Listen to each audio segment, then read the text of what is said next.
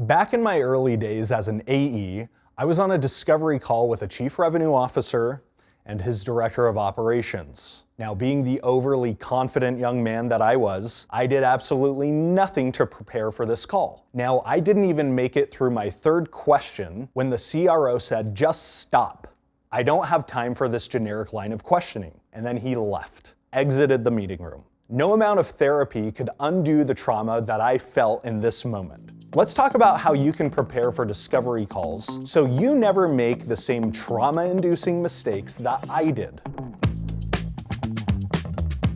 Trust is the foundation of sales, and building that trust starts with the research you do before a single word is exchanged. Now, lucky for you, most sellers, including your competitors, just do this. They check the company's website and the prospect's LinkedIn. Big deal. You're gonna go 5 layers deeper. You're going to investigate. What's the company's business model? How do they make money? What are the threats to the company and their opportunities? Maybe you don't know this in much detail, but you should at least investigate and see if you can develop a point of view. If you come into calls having done research, you communicate instant credibility. You show your buyer, who honestly is used to hearing a lot of bullshit, that you genuinely know your stuff and that you're there to problem solve, not just push a product. Now, if you're anything like how I used to be, you can have all of this knowledge in your head, but then once you're actually on the call, nerves hit and you draw a blank. That's okay, even the best sellers in the world have been there. Here's how you can prevent that from happening. You can use what I call context-led questions. These are questions preceded by an observation or insight, usually based on your pre-call research, that give context as to why you're asking the question. In simpler terms, give context first, then ask your question. Now, here's why that matters. Discovery questions often feel like shots in the dark to your buyers, but when you preface them with even just a dash of insight, your buyer feels like you get it.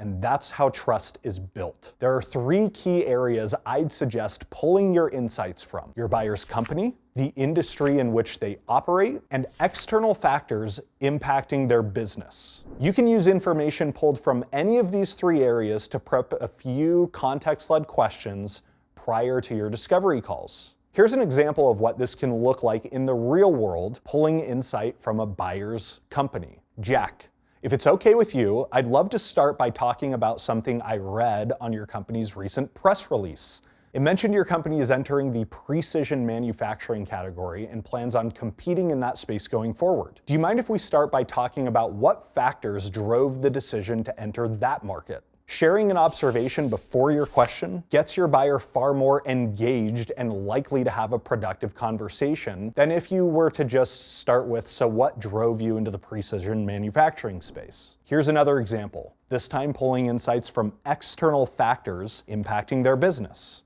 Jill, maybe we can start here. You're head of sales for a hiring software company. The elephant in the room, as far as I can tell, is that your market is hiring significantly less than they were a year ago. How are you handling that, and what kind of changes are you considering making to your sales approach? Again, we're leading with a point of view that gets our buyer to open up and expand on the insight that we just shared, giving us valuable information in the process. Now, your context-led questions won't always hit the mark, right? Like any skill, they take practice. Well, after 10 years in the game, here are 3 tips I'd recommend when preparing context-led questions. First, keep them relevant to your problem area.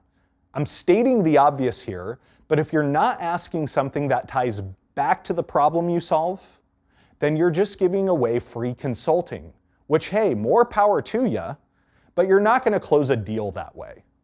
Second, gain permission. Notice how in the examples I shared, I asked permission to shift the conversation's focus. Something to the effect of, "If it's okay with you, I'd like to start here." This is a great way to grease the wheels, so to speak, and get buy-in on conversations. Finally, don't get tunnel vision. It can be easy to hyper-focus on one point, not realizing that your buyer has other priorities. So do a pulse check every now and then with a question like, is this the thing we should be talking about? Or is there something else on your mind?